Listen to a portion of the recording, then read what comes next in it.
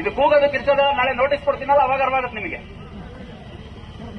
ಏನ್ ಪೊಲೀಸರೆಲ್ಲ ಹೊಡೆಸ್ಕೊಂಡು ತಳ್ಳಿಸ್ಕೊಂಡು ಡ್ಯೂಟಿ ಮಾಡಿ ಅಂತ ಯಾವನು ಹೇಳಿಲ್ಲ.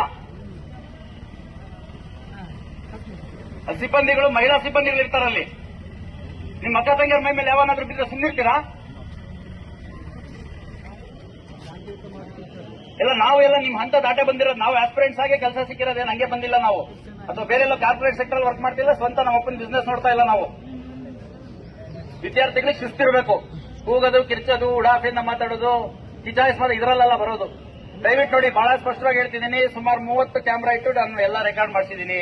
ಯಾರ್ಯಾರು ಪೊಲೀಸರ ಜೊತೆ ಅನುಚಿತವಾಗಿ ವರ್ತನೆ ಮಾಡಿದಿರಿ, ತಳ್ಳಾಟ ಮಾಡಿದಿರಿ, ದಬ್ಬಿದಿರಿ, ಇದೆಲ್ಲ ರೆಕಾರ್ಡ್ ಆಗಿದೆ. ದಯವಿಟ್ಟು ಮುಂದಿನ ಕೇಸಸ್ ಆದ ಸಂದರ್ಭದಲ್ಲಿ ಮತ್ತೆ ನಮ್ಮನ್ನು ಬ್ಲೇಮ್ ಮಾಡಬೇಡಿ. ದಯವಿಟ್ಟು ಎಲ್ಲ ಸ್ಪಷ್ಟವಾಗಿ ಹೇಳ್ತಿದ್ದೀನಿ, ಡಿಸ್ಪರ್ಸ್ ಮಾಡಿ. ಬ್ರದರ್, ನಿಮ್ ಗಾಡಿ ಖಾಲಿ ಮಾಡ್ತೀಯ, ವಿಡಿಯೋ ರೆಕಾರ್ಡಿಂಗ್ ಮಾಡ್ಕೊಂಡಿದೀವಿ. ಅದರಿಂದ ಮತ್ತೆ ನಾಳೆ ಕೇಸಸ್ ಆದ್ರೂ ನಾವು ಜವಾಬ್ದಾರಲ್ಲ. ಬಹಳ ಸ್ಪಷ್ಟವಾಗಿ ಹೇಳ್ತಿದ್ದೀನಿ. ಎಲ್ಲ ನಮ್ಮ ಅಣ್ಣ ತಮ್ಮಂದ್ರೆ ತಂಗಿದ್ದೀರಿ. ಒಂದು ಒಳ್ಳೆ ಉದ್ದೇಶದಿಂದ ಹೇಳ್ತಿದ್ದೀನಿ, ಒಬ್ಬ ಅಣ್ಣನಾಗಿ ಹೇಳ್ತಿದ್ದೀನಿ. ಎಲ್ಲ ದಯವಿಟ್ಟು ನಿಮ್ಮ PG ಇದೆಯೋ, ಲೈಬ್ರರಿ ಇದೆಯೋ, ಎಲ್ಲಿದ್ರೂ ಹೋಗ್ರಿ. ಯಾವುದೋ ನ್ಯೂಸೆನ್ಸ್ ಆದಾಗ ಕೇಸಸ್ ಆದ್ರೆ ಮತ್ತೆ ನಿಮ್ಮ ಭವಿಷ್ಯ ಹಾಳಾಗುತ್ತೆ. ಪೊಲೀಸ್ ಇನ್ವೆಸ್ಟಿಗೇಷನ್ ಯಾರು ತಪ್ಸಕ್ಕಾಗಲ್ಲ, ಯಾರು ಮಾಡಬೇಡಿ ಅಂತ ಹೇಳಕ್ಕಾಗಲ್ಲ. ಸಾಕಷ್ಟು ನಾವು ಸಂಯಮದಿಂದ ನಡ್ಕೊಂಡಿದ್ದೀವಿ. 2,000 ಜನ ಸಿಬ್ಬಂದಿಗಳನ್ನ ನಿಯೋಜನೆ ಮಾಡಿದ್ದೀವಿ.